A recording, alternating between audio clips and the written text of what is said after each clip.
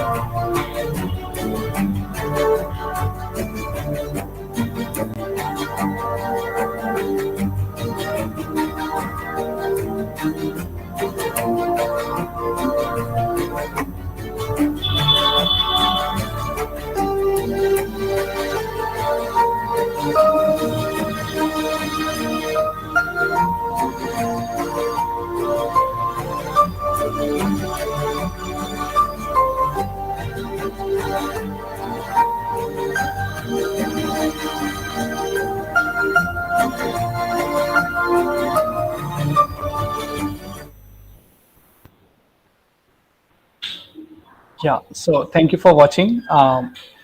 So, Mr. Karthik, please go on. I request you, all the attendees, if you have any questions, we will have a Q&A session at the end of the session. So you can ask your questions and have your query resolved. Thank you.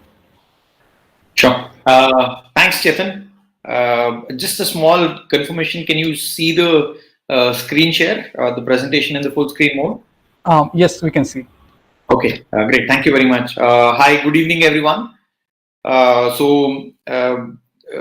This is another initiative from Dilja Consultants to reach out to you with an interest topic every week. Every month. So this month's topic is on exchange traded funds, ETFs, and investment strategies. So I will cover about 35-40 minutes on what is ETF as an investment option, active versus passive, and what are the different investment options available within ETF as a new universe which is just opening up. And then what are some of the parameters you could keep in mind before selecting a fund here, okay? Very clear disclaimer I want to make from at the very beginning itself. All the examples what we'll be taking are all for the purpose of example only. Please do not take any of the examples what we are looking at as recommendation or advice or any such thing. So any specific query about any individual, I would request you to get in touch with your concerned relationship manager. Okay. I think with that note, let's get going.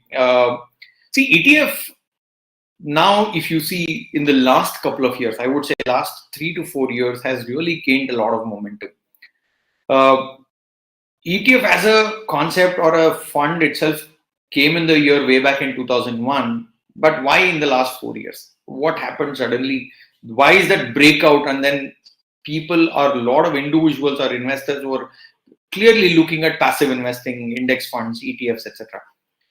Look at the kind of growth what we have seen, right? 2016-17, the AUM of the ETFs, total AUM, was about 16,000 crores to 44,000 crores. Today, we are at 206,000 crores. This is the data as of last year. I'm sure by now, this number would be much bigger as of now, right? I think. So why is that paradigm shift? So it's also important before we really deep dive into what is ETF and why they're so prominent now, it's also important to understand what are active funds. So once we understand active funds, and then it's easier for us to understand how different is it from passive funds. So when you look at an active fund, okay, we all know a job of a fund manager in active fund is to outperform the underlying benchmark. Okay, it could be Sensex or Nifty, mid-cap index or a small cap index, any index what you take. The moment you invest your money in an active fund, the job or a basic objective of the fund manager is generally to outperform the underlying index. So how do they go about achieving that? Basically they change the allocation given to different categories and so on. I just want to show you a simple example relating to that. When you see active fund management, how does it work? It could be on the way of changing the allocation to different sectors, right? The chart, what you see, the blue line represents allocation given to index and the yellow line represents allocation given by the fund to that particular sector. So the first one, financial service sector, index has 35% weightage, whereas the fund has given 31% weightage. So that means what? The fund manager or the fund is deviating from the underlying benchmark so that it can generate that alpha. When we say alpha, it is the fund manager's outperform. Just a second, I think there's a small power outage. So how does this?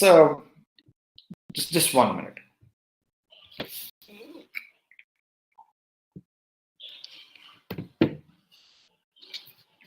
Okay. So here in the nutshell, in simple terms, it means the fund is underweight on financial service sector or maybe overweight on IT sector. So this is one way of looking at it.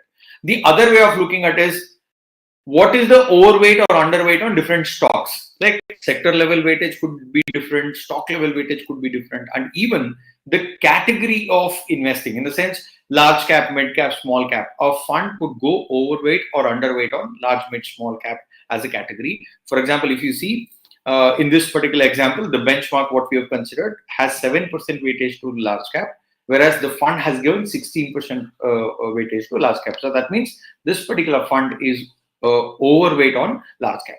So when these kind of deviations are taken, there could be two different outcomes, right? One, the outcome could be where the fund is right or the fund manager is right and able to beat the benchmark, or it could go otherwise as well, where the fund is not able to beat the benchmark because the decision or the call taken is not right. So the one more challenge what gets added here is when we look at active funds. Active funds end up charging expense ratio anyway in the range of 1.05% to 2.25%. So that means compared to an underlying index, the fund manager's challenge is to generate returns, definitely underlying benchmark return plus the expense ratio. Only then beyond that is what we can actually treat it as alpha, right? So that makes the job of an active fund manager all the more challenging. So what are some of the challenges? One very interesting challenge, you might be thinking, all these challenges were there before also. What has happened now? What has changed now? From the year 2018 onwards, SEBI came out with a regulation that all the funds must use a separate benchmark called as TRI, that is Total Return Index. So earlier what we used to use was PRI, that is Price Return Index. So let me just give you a simple example. What is the difference between price return index and total return index? When you look at a stock, you consider the change in price. Say 100 rupees growing into 120 rupees. That means you would say 20% is the gain generated by that particular fund. You would say that is the change in price. So price return index tells you 20 rupees. Now, what if the fund has given you 5 rupees as dividend? That is also a return for an investor, isn't it? So that means essentially on 100 rupees investment, the investor is earning 20 rupees as capital appreciation and 5 rupees as dividends. So the total returns would be 25%.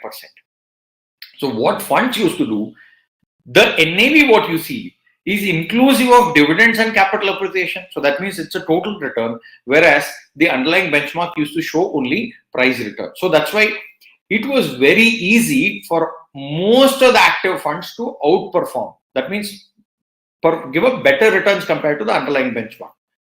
Once this scenario changed, 2018 onwards, if you see, especially in the large cap space, there is a reasonable amount of funds which are struggling here.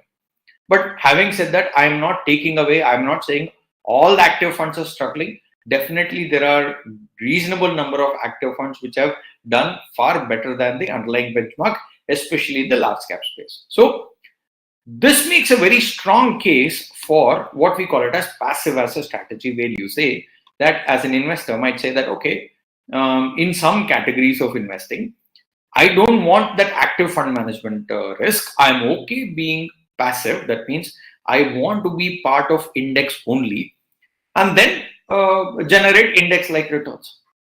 Now, for us, people like you and me, for a retail investor to invest in index, what is the bigger challenge? You need a larger amount of money. You need that active rebalancing once in a while when the index gets changed. All these challenges do arise. So that's where mutual funds end up offering passive funds. Okay, that come across as a reasonable solution for an investor today, right? So what is a passive fund? I'm sure all of you must be aware that passive fund exactly replicates an underlying index. If I consider Sensex as an example, so Sensex is made up of 30 stocks representing multiple sectors.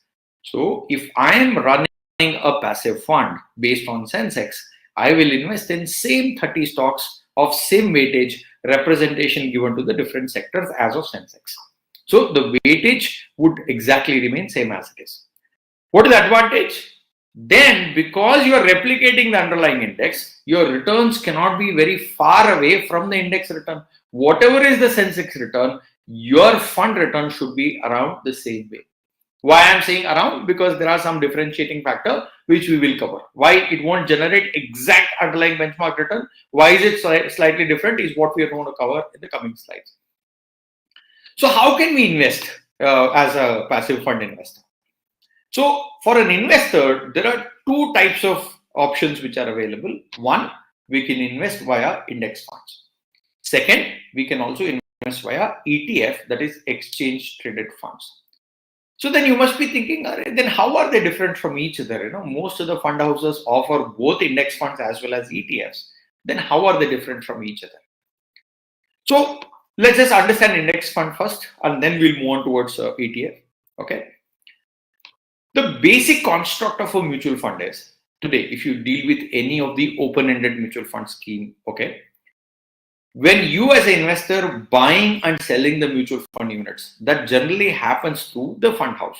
Okay, so that means, let's say today you want to buy a particular fund, let's say XYZ large cap fund, you would give that request to your distributor or the advisor, that is in this case maybe Dilzer Consultants. So they will pass on that request for purchase to the mutual fund company. So mutual fund company would allot the units to you. Same ways when you request for redemption, if you want to withdraw the money, you would pass on the request to Dilzer. Dilzer in turn passes on that particular request to the mutual fund company. They will redeem the units for you and then pass on that, funds to your account. So generally that's how it works. Okay, most of the mutual fund schemes, whenever you do a purchase transaction or a redemption transaction, you're dealing directly with the AMC. It could be open-ended funds, index funds, all these they function in the same way. Let's understand what are index funds. Like I said, it's an index fund where it replicates the underlying index as it is. It could be a large cap index or a mid cap index or a sectoral index. It could be anything. Now, the biggest differentiating factor for an index fund compared to ETFs would be, in index fund, you as an investor would be interacting with the AMC for purchase and redemption of the mutual fund units. So if I am a mutual fund company, if all of your investors, when you purchase, I will give you the units. When you redeem, I will redeem the units or extinguish the units from your investment and pass the money back. Right? Now, what we need to understand is, even though it's a complete passive fund, whatever money I collect, I am not supposed to worry about timing the market also. In an index fund, I cannot think, okay, I think markets are expensive now, let's wait and then put in the more money maybe next week. The question of timing does not arise. As the money invested, it gets invested in the stocks. So in order to maintain the expenses or to meet the expenses, and then for some bit of these transactions, all these index funds would end up holding some bit of their let's say portfolio in cash. So the moment they hold some portion of their portfolio in cash, so imagine I'm collecting 100 rupees, I'm not investing entire 100 rupees in equities. If I'm investing only 99 rupees, the balance 1 rupee will be lying in cash. So your participation in equity would be 99%. To that extent, your investment return would come down.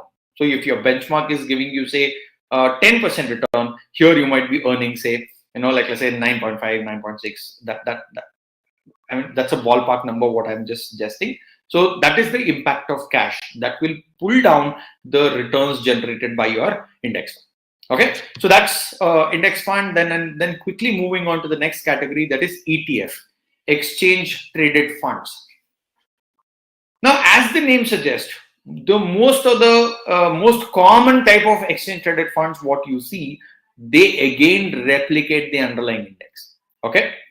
Remember, when we say index, it could be equity index or it could also be debt index as well. So it is not necessary all ETFs are equity only. There can be debt category of ETFs also. So there is one common term you get to hear. We say ETFs they work like a combination of mutual funds and a stock. So why do we say they work like a combination of mutual fund and a stock? That is purely because ETF is a mutual fund. When you purchase, you get units. When you redeem, you sell the units. But at the same time, what is important here is these ETF units are listed and traded in stock exchange. That is why we use the word exchange traded funds. These units are listed and traded. Like how you see stock prices gets listed and get traded, where the price keeps on changing at regular intervals. Whenever you would want to buy, you buy at the price which is being quoted at that time and so on. Let's take an example. Let's say if Sensex is trading at say 60,000 points today, the ETF, Sensex based ETF could arrive at a pricing mechanism and then say that my price would be 1% of Sensex. My per unit price would be. So what is 1% of 60,000? That is 600. So here what I would do is out of like 60,000, I'll say each unit would be priced at rupees 600. If 60,000 grows into 70,000, per unit price would be 700. If 60,000 comes down to 50,000, then per unit price would be down to 500. So this particular ETF unit price will be mirroring the performance of the underlying index. Okay, but you can buy these mutual fund units at any time during the day and you can sell them at any time during the day, because the regular mutual fund units, the NAV get published once a day. So whatever transaction you do all through the day, it will be logged in for one price, that is the closing price of the, like let's say based on the closing price of the market, NAV is arrived, and then that is what will be applicable for all the investors, whether you entered the market at the beginning of the day or at the end of the day. But that's not the case with, like let's say that's not the case with ETFs. If you've logged in the morning, markets were high, you will be able to sell it at a higher price. During the day, markets have come down. If you bought it at that time, then you will get a lower NAV. But the key differentiating factor is because these ETF units are listed in the stock exchange, okay, they are listed and traded. What happens is, imagine I'm a mutual fund company running an ETF scheme. Only at the time of new scheme is being launched, I would have collected the application from all of you, maybe physically or digitally. Collect all the applications and all the units would have been given to the investors. So now the investors would be holding on to these units. Now, if somebody else wants to buy, like how it happens for a stock in a secondary market, these ETF units also will have to find suitable buyers or sellers in the secondary market. Okay, so that would essentially mean that when you want to buy a ETF unit, you will not be interacting with the mutual fund company directly. You will be looking at an existing investor who is willing to sell. If you want to buy, then existing investor who is willing to sell. If you're selling, if you want to find a buyer who is wanting to buy. So it's only a secondary market transaction which keeps happening.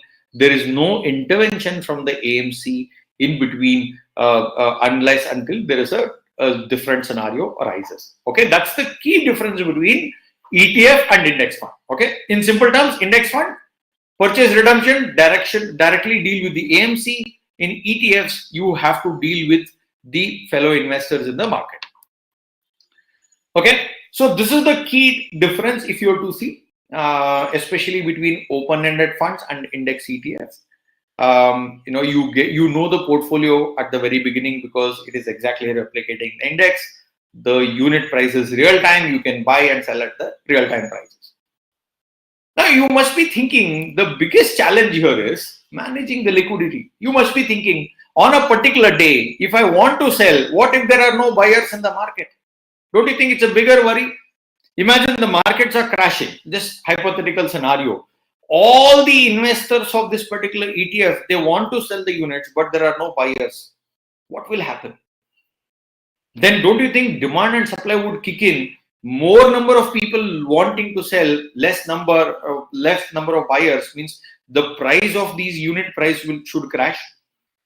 If that were to go down, then the whole purpose of ETF, that is passive investing, gets defeated, isn't it?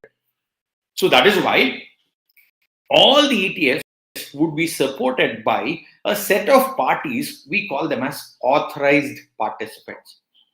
So who are these authorized participants? Generally, these authorized participants are stockbrokers or mostly broking firms. What they do, on a given day, you wanted to sell the unit, there are no buyers. These authorized participants will buy the units from you and then provide the liquidity. If you wanted to, like I said, buy no sellers, they will sell it to you. So you must be thinking, why would they do it?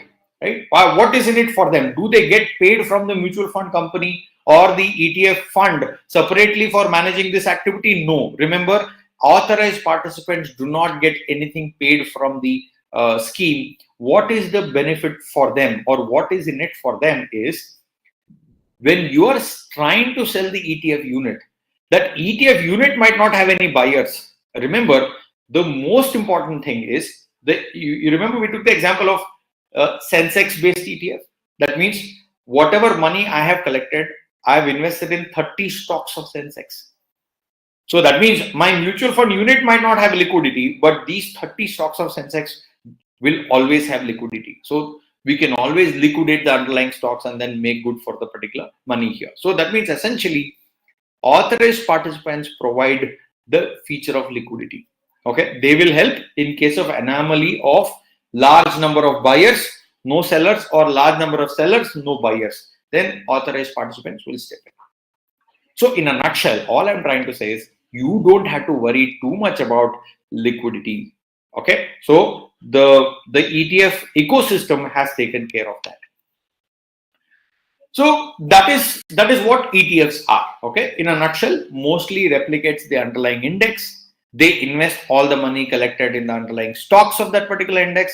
Those stocks are actually held, and then they will let you participate in the index journey. Okay, index moves upwards, then your per unit price also moves upward. So then essentially it mirrors the index. So do we have all ETFs are same, or do we have different categories? So the interesting thing is we have slightly different categories of ETFs. Those different categories are, we have index-based ETFs, okay? We have commodity-based ETF, which is like gold and silver. We have international ETFs, and then we have smart beta funds as well. So these are the four broad varieties which are actually available to us as an investor, okay? So what are index-based ETF? What you see here on the screen, like on the leftmost side, gives you an idea of what are index ETFs. For example, what you see here is Nifty or Sensex based ETF. Nifty Next 50. Okay. So when we say Nifty is made up of top 50 stocks, rank number 1 to 50. So Next 50 would indicate rank number 51 to 100. They are also large cap, but they're not part of Nifty 50.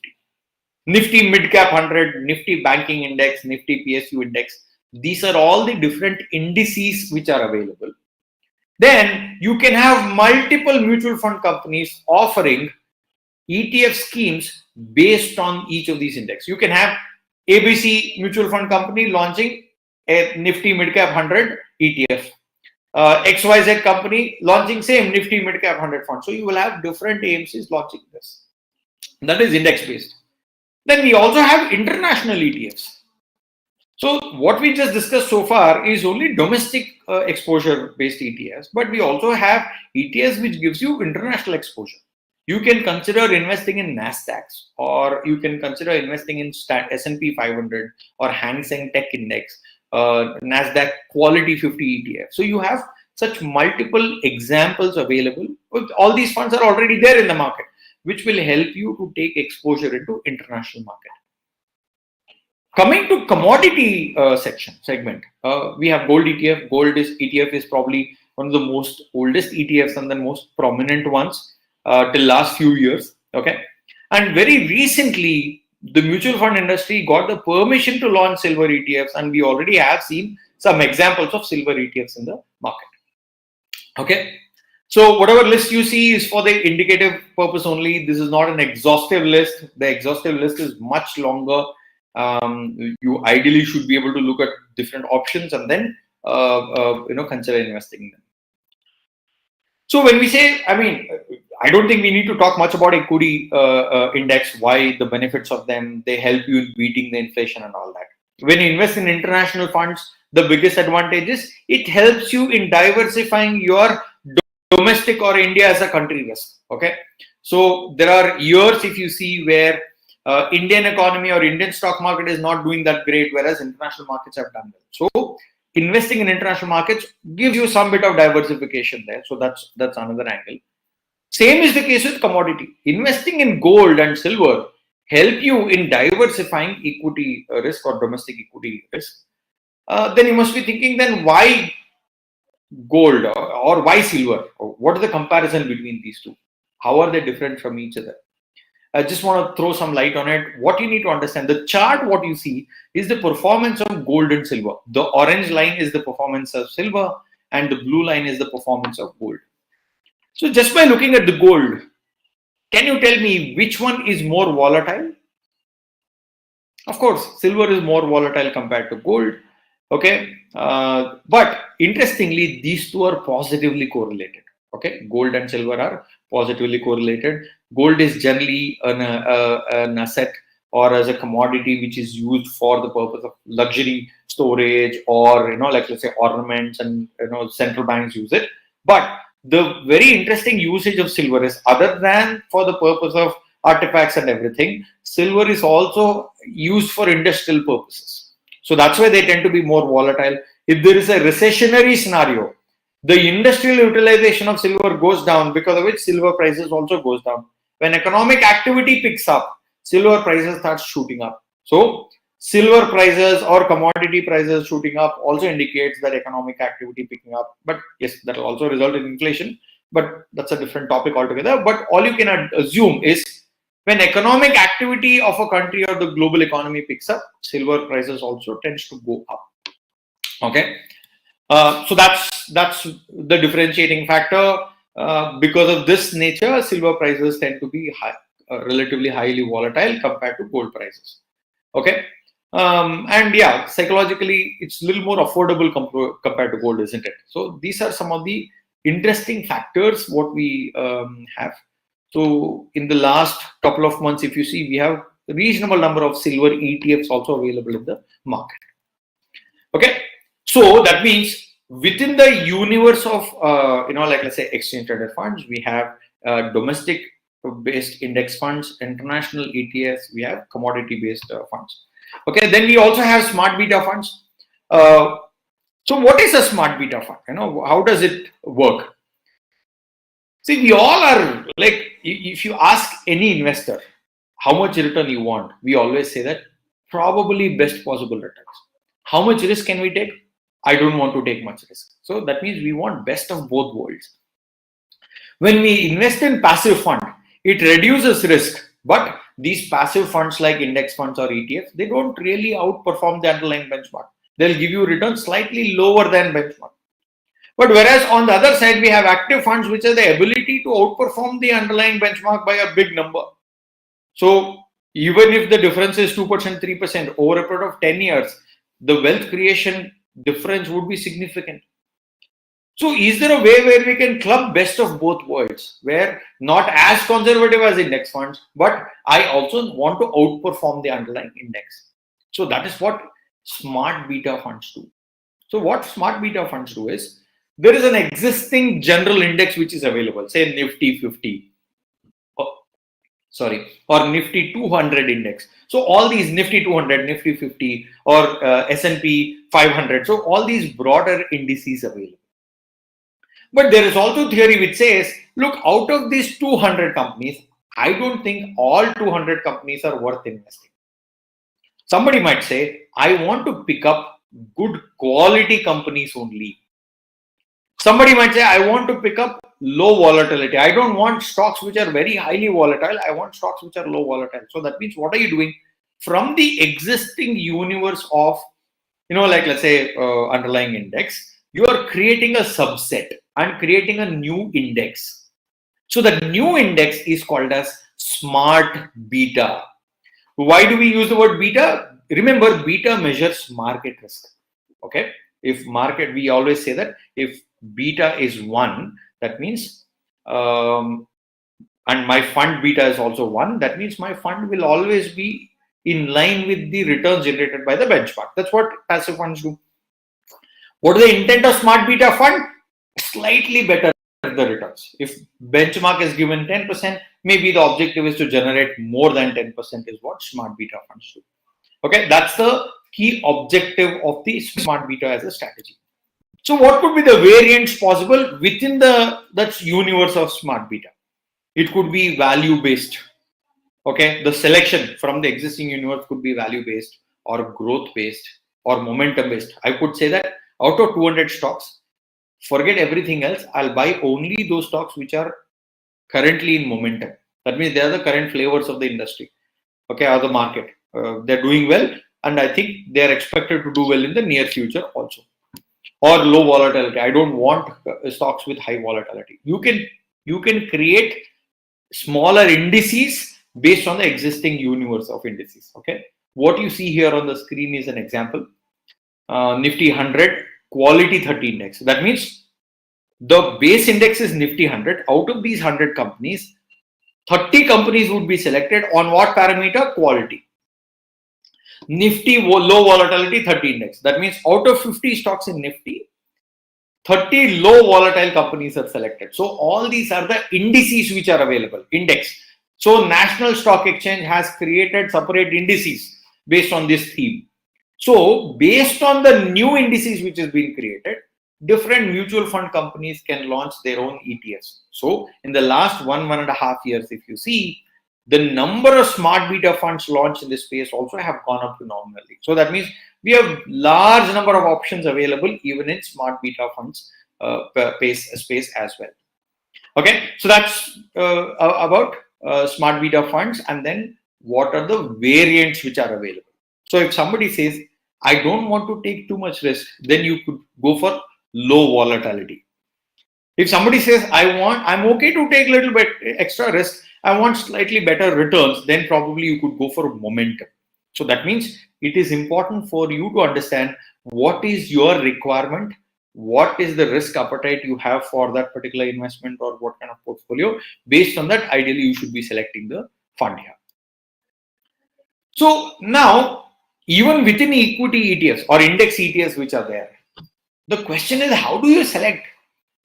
If you look at all large mutual fund companies, right from SBIs of the world, HDFC, ICICI, all the AMCs have their own ETFs. If you consider as simple as example as say, like let's say Sensex based ETF, every fund, if all the funds are replicating same Sensex, then everybody should give same return. If everybody should give same return, then how will you differentiate? Why should I invest in this fund? Why not in that fund? The chart, what you see here, okay, the table, what you see is the performance of different, like let's say Sensex ETFs, and then what is the returns generated by the index and what is the NAV return. And interestingly, if you see, it throws up the difference between the returns. Okay, even though it's minimal, it's beyond 2 decimal difference only, but there is the difference. Why is that difference?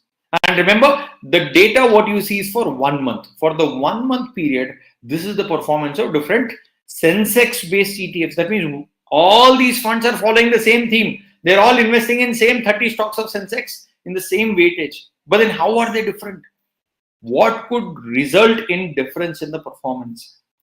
The key differentiators, okay, and also this could be your selection parameter. They are, look at the expense ratio and cash holding of the fund. Okay, of course, because it's a passive fund, the expense ratio should ideally be lower and cash holding also should ideally be lower. And the next point is, we use the word tracking error. What is tracking error? Why is the difference return? So this difference return is what we call it as, this results in tracking error. Okay, so Ideally the tracking error should be lower. And last and most important, trading volume should be bigger. Okay, that means when you open the demat account and then when you intend to buy a stock or a ETF, when you click and then see how many bid and ask, like let's say quotes which are running, that particular trading volume should be reasonably high or at least medium. The moment low trading volume, that means that will also result in tracking error or the difference in the price here. So what you see here is the example of different funds, same those funds, and what is their expense ratio, what is their tracking error, and what is the liquidity. So that means there some of the funds with much lower AUM might have lower liquidity. So these are some of the important factors what you need to keep in mind. Again, the table what you see is again for the purpose of example only. Please do not treat any of these as recommendation or advice from our side. Okay. Then we have commodity ETFs. Okay, the gold ETF or the silver ETF.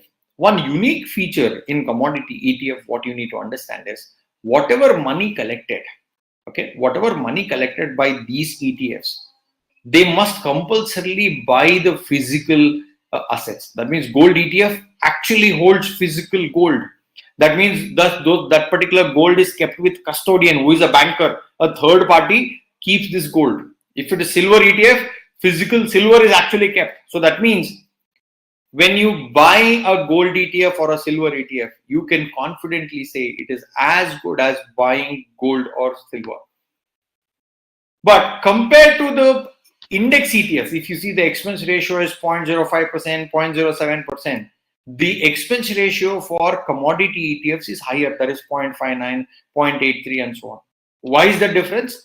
Primarily because these ETFs, because they have to maintain the physical, like let's say asset here, the cost of storage goes up. That is why the expense ratio is high. One thing you can be rest assured, it is compulsory that every commodity ETF must go through physical audit of the gold or the silver what they've kept with the custodian once in 6 months. So to that extent, you can be rest assured regulation is there in such a way that investors' interest is taken care here. Okay. So these are some of the important parameters you could consider before investing. Okay, I'm repeating them again.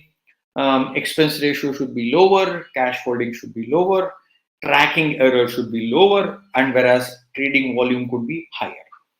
Okay, so these are some of the parameters you could consider before investing. And then how to make use of ETFs in your portfolio construction. When you look at funds like flexi cap fund or a mid cap fund, small cap fund, in the active fund space, they still have a larger scope to outperform the underlying benchmark. Whereas in the large cap space, along with maybe one, like let's say small allocation to active, like a large cap fund, you could also consider giving allocation to large cap index based ETF, which could be part of your core portfolio. But whereas when it comes to the matter of these smart beta funds, based on the risk appetite and your investment strategy, you could decide whether some of the selected smart beta funds could be part of your core portfolio or satellite portfolio. So what is core portfolio, satellite portfolio? Core portfolio is your all season portfolio. You can invest in any time, and risk involved in this particular portfolio is relatively lower. And whereas in satellite portfolio, they're more seasonal in nature. They tend to be more volatile, but they give you that extra return, that extra dose of return, which will boost your overall portfolio returns. And you can consider international funds, as part of your risk diversification strategy from the domestic equity. Okay. So on that note, I would like to conclude my part of the session.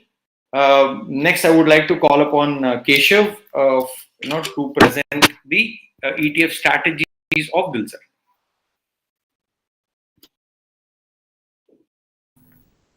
So once Keshav's segment is done, we'll open the floor for Q&A. Sure. Thanks for this great understanding and session for this ETF, sir. Right. Let me share my screen.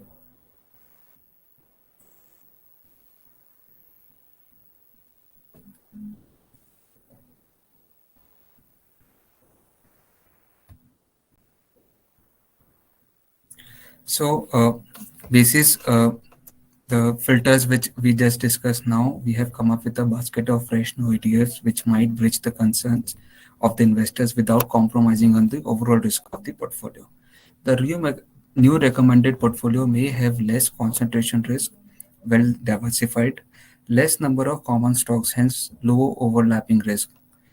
It's cost effective, and there is most of the ETFs don't come with any lock-in. So at the time of liquidity, one can exit any point of time subject to market pricing. So one of the statistics which I'm sharing, which is that we have recommended to moderately aggressive profile investors, is that the returns are like that. 3-month return is 11.5%. 1-year return is 7.75%. 5-year return is 13.5%. I repeat that these are all the past returns. Past returns are not, I mean, cannot be repeated in the future. It might be better. The future returns might be better than this, might be lesser than this, subject to the market movement. But this is what the performance of it. How these performance have been achieved, let us look at it. First, the sector allocation of the same. So it is well diversified across multiple sectors. You can see that in a bull market, most of the sectors tend to perform well. Both cyclical and growth-oriented stocks perform well in the bull market. So that is how this is being well positioned. Financial services, capital goods, healthcare, oil and gas, automobile, chemicals, information technology, consumer durables, consumer services, power, realty, and so on. But coming to stock specific, although it's not a recommendation, right? It's just a constituent of the portfolio which the ETF is having. So we have just mentioned 6 out of them. So Adani Total Gas, Tata Power, Bharat Electronics, Tata Elxsi, Page Industries, Trent, all of them has given like 50% to 100% return over last 1 year. But it's not a recommendation once again. It's just a constituent of that ETF which we have in our portfolio. Thank you.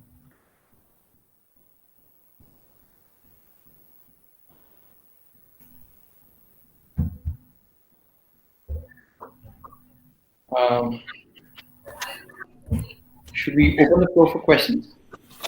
Yeah, thank you, Keshav. That was really insightful. So basically, if you have any questions, all the attendees can ask now.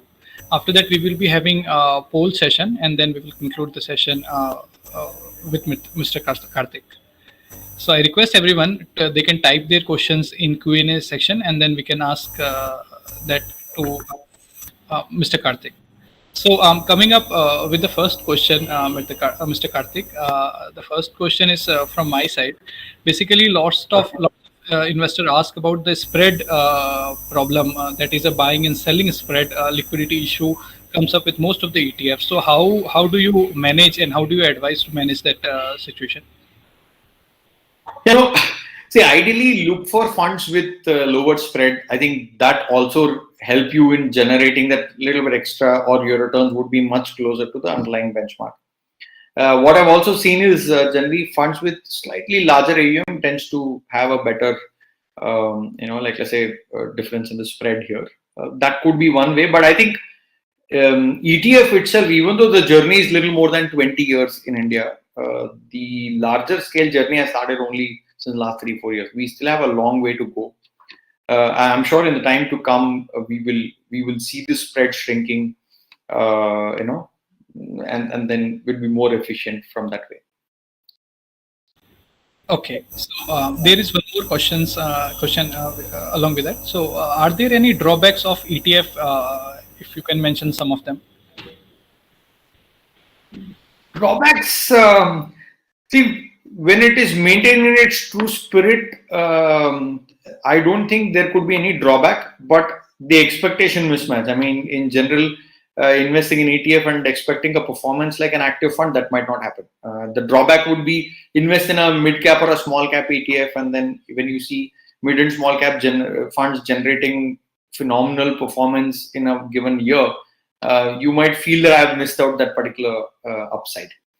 That could be a drawback. But otherwise, construct wise or generally how they're regulated wise, they're they're fairly safe. I don't see much of a drawback here. So, okay, thanks for that. So, one more question following up with that. So, can you put some light on the taxation of the ETF, this thing, totally? Okay. See, the structure is very simple and clear. The definition of equity from Income Tax Act, it says that 65% of the average 65% of the net assets should have been invested in Indian listed equities directly. Okay. When you look at most of the domestic index ETFs, they're collecting the money, majority of the money goes into that particular index, and then the fund is directly holding on to the stocks. Then all the index ETFs, equity index ETFs, are categorized as equity fund for the purpose of taxation. We all know equity taxation, right? If your holding is less than 12 months, then short-term capital gains, whatever is your gains, flat 15%. And if you were to sell it beyond 1 year, anytime after 1 year, then up to 1 lakh rupees is exempted, and in excess of 1 lakh rupees, you will be taxed at 10%. That's the equity taxation. All international funds, because they are not investing into stocks which are listed in India, it would be treated as debt for the purpose of taxation, or even for that matter, gold or silver ETFs also would attract debt taxation. So there, the holding period less than 3 years, it would be categorized as short term. If it is beyond 3 years, then it would be categorized as long term. Okay, so short term capital gains tax for debt would be as per your tax slab. We use the word marginal tax rate. Whatever is your tax slab, you end up paying as per that. And long term capital gains tax would be 20% with indexation. What is indexation? Whatever is your purchase price in the year you purchased, you bring up that purchase price to today's date. When I say today's date, the year of sale date, so that you're adjusting that purchase price to inflation. So indexation acts as a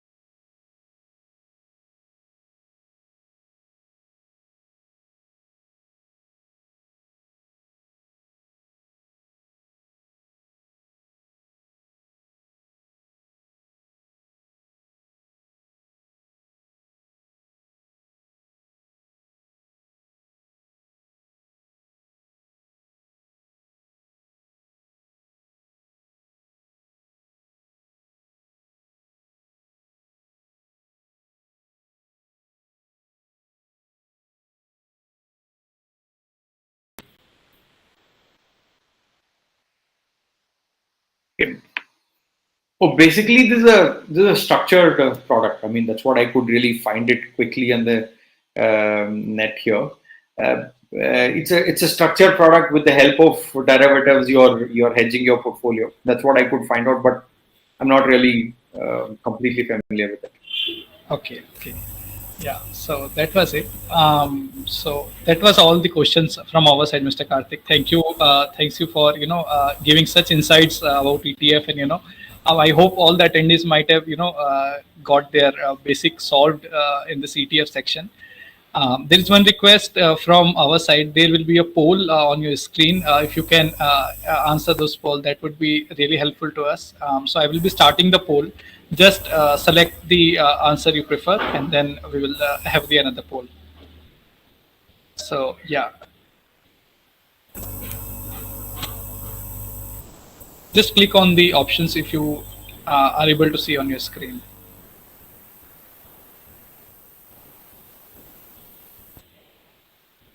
Okay, thanks for that. One more poll would be there.